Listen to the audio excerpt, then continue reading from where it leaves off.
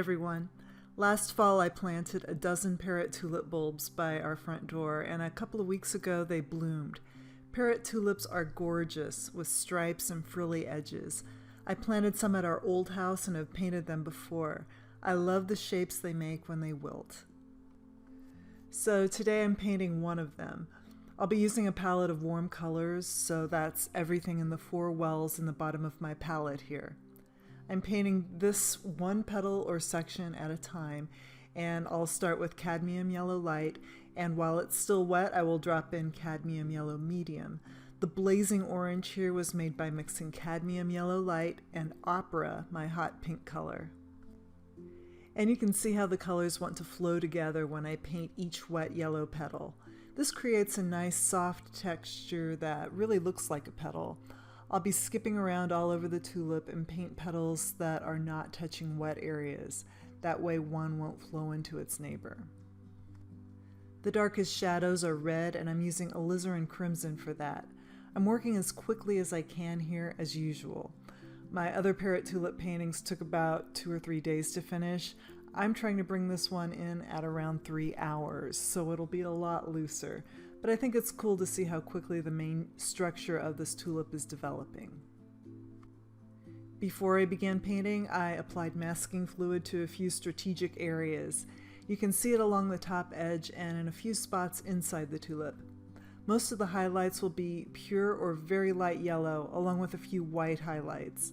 I'll remove it once I'm finished with the main shapes here and add those yellows later. I let the wet into wet petals dry while I had some lunch, and now I'm back with a smaller brush to tighten things up. I'll be adding deep red shadows where I see them, along with veiny textures like what I've done on the petals on the left side of the flower. Just like with anything else I paint, once I really studied what's going on with this tulip, the more complicated it became. The small petal shapes to the left of the center were especially complex.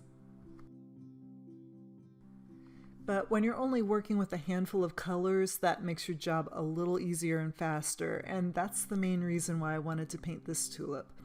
I also liked the light that was on it.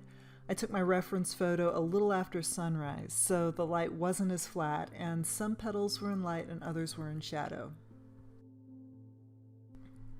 I'm continuing to paint dark red shadows on the petals on the right side, and it's fun and liberating to paint this fast. Earlier in the week, I finished this painting of shamrock pins. It's big and very tight, and painting it took weeks, so I knew I needed to paint something like this next. If you're new to watercolor, flowers are hard to beat for subject matter. The petals are usually very forgiving, the colors are fun to work with, and watercolor really wants to make petals a lot more than it wants to make jewelry. I removed the masking fluid while I was talking, and now I'm paying attention to those areas that it covered. I think isolating these pure yellow areas was a good idea. If you've ever had a watercolor set, you know how easy it is to mess up your yellow with other colors. It's like every other color feels the need to corrupt yellow, and had I not used masking fluid here, the oranges would have run right on into them and I'd lose a certain amount of crispness. The more you paint, the more you'll be able to predict what watercolor does, including the ways it's going to try to screw things up. Happy accidents are awesome when they happen, but it helps if you're able to predict the unhappy accidents too.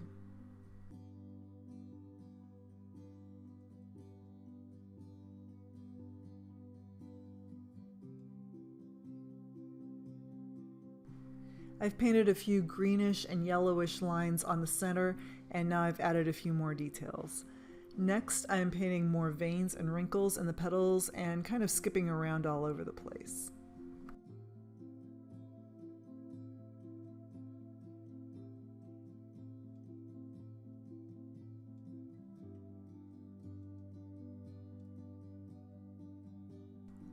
And now I'm going to turn my palette around and fill in the background with lots of cool colors. My reference photo had a lot of leaves around the bottom and some kind of ugly mulch at the top, so I'll be staying pretty faithful to the bottom part and making up some blurry leaf-like shapes along the top part. Next, I've mixed most of the cool and dark colors together and am painting around the leaf parts that I made up along the top.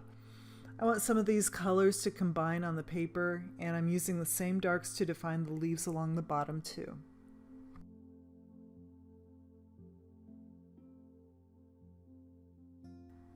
I've added a fourth light to my setup here, and I think it's improved the quality of my video, so that's good. Painting for videos is always strange because I've got all these lights near my head, and I have to keep the painting still and my hair out of the shot.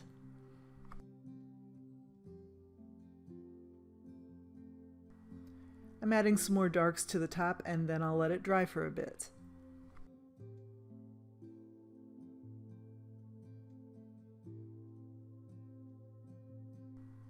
I'm back, and I'm going to soften some of the background areas by rubbing a bit of damp paper towel over them. This will create a few dim highlights, and then I'm going to further soften this top part with a wash of blue paint. I wanted this area to recede, and I think adding the blue did the trick.